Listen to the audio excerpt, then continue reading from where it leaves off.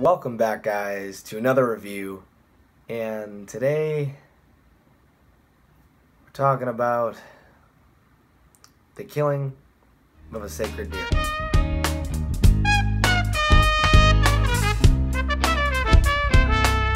The Killing of a Sacred Deer is directed by Yorgos Lanthimos and stars Colin Farrell, Nicole Kidman, Alicia Silverstone, Barry Keoghan, and Rafi Cassidy, and Sunny Suljic.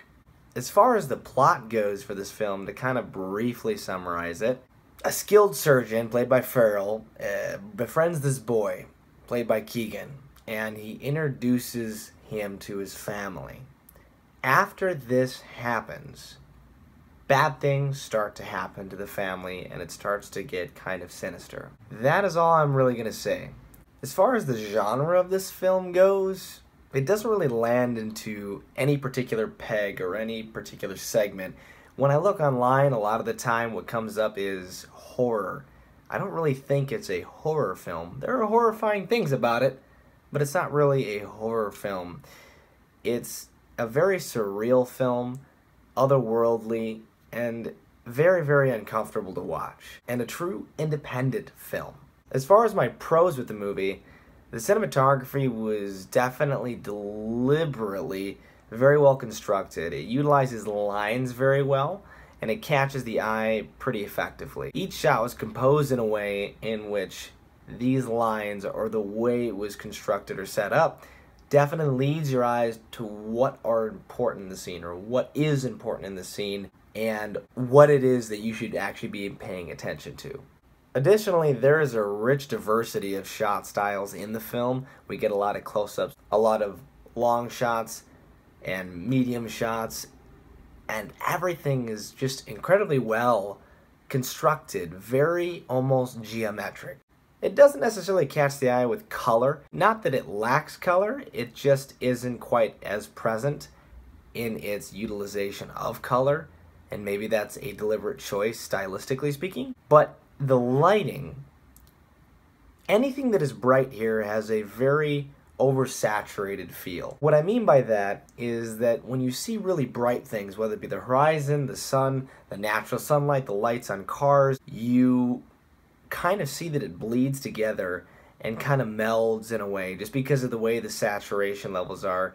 And I don't know why they chose that, but it was definitely something that I noticed. So overall, the look was very kind of cold and calculated in how it looked, but it was extremely well constructed. The writing and the direction were both good. I had no quarrels with it. It's a competently made film. However, I must give props to everybody as far as the actors go. All of the performances were top-notch, from Colin Farrell all the way to especially the antagonist, Keoghan, who plays this mentally disturbed creep, and he pulls it off wonderfully. And by the end, you learn to really, really dislike him. Kidman and the children do very good jobs. Didn't find any issues there as far as them being child actors. I think that they did a really swell job. As far as my problems with the movie, my personal cons really came down to, I guess, a couple different things. The style of the film that the director and the creative influencers or producers decided to take with it, as well as the content of the film. And it's harder to fault the content of the movie just because it's not that the story didn't have me interested, it's just a really depressing and kind of nihilistic and cold story. However, due to some reading and chatting with my buddy who I went and saw the film with, after the fact, I did learn that it's possible that there is a link or a relation to a Greek myth that is referenced, but still.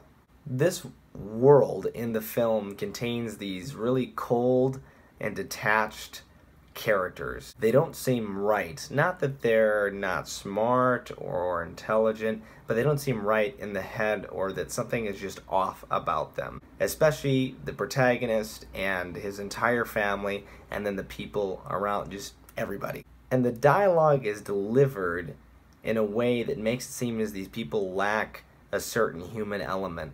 They're not interesting in the sense that they don't feel like they have some deep and complex history, and they aren't hollow.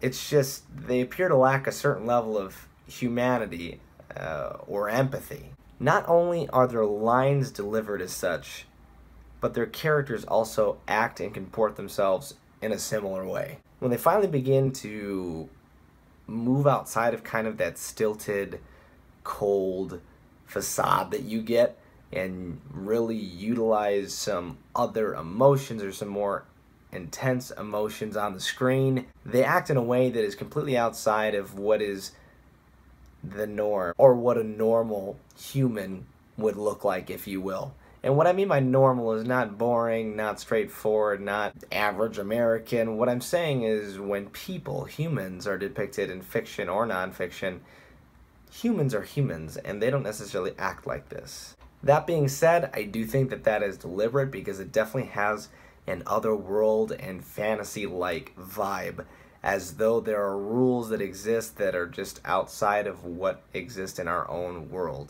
In this stylistic choice, the film creates characters that don't seem to act like normal human beings, and when they do, they really showcase the negative aspects of humanity.